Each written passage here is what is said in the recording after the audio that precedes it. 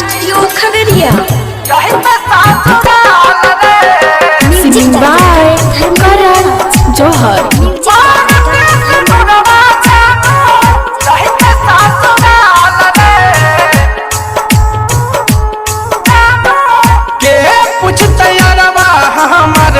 दिल के हाल चाल रे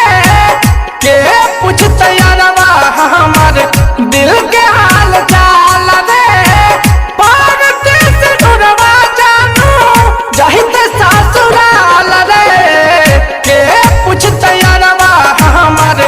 दिल के हाल चाल रे परदेस ढूंढवा जानू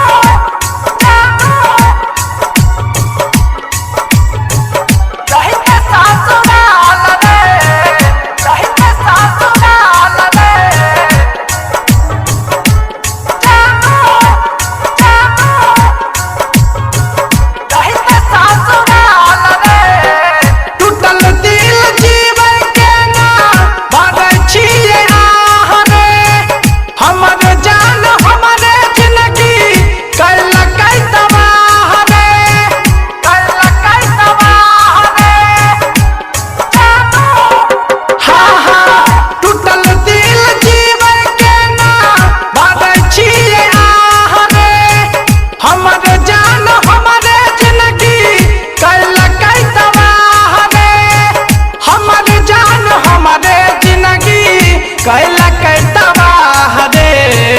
के पूछता यारवा हमर दिल के हाल चाल रे परदेस ढूंढवा जानू जहित ससुराल रे के पूछता यारवा हमर दिल के हाल चाल रे परदेस ढूंढवा जानू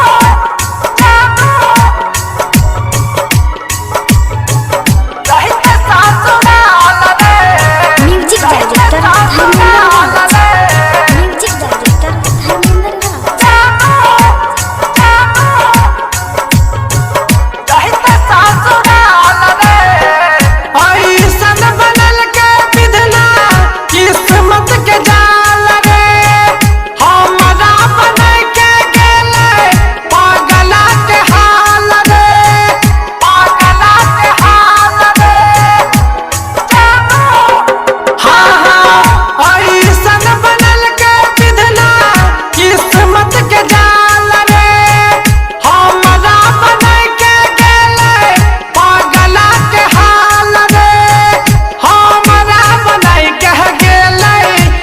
गला के हाल रे के पूछता यारवा हमर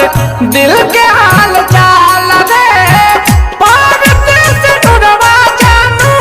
जहित ससुराल रे के पूछता यारवा हमर दिल के हाल चाल रे परदेस ढूंढवा जानू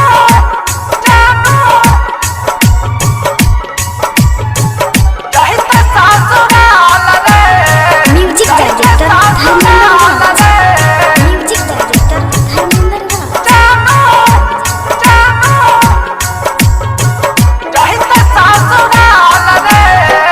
प्यार करके गलती के लिए रिहाई न दान रे इह सच के बगली हमारा कल के बाद नाम रे कल के बाद नाम रे हाँ हाँ प्यार करके गलती के लिए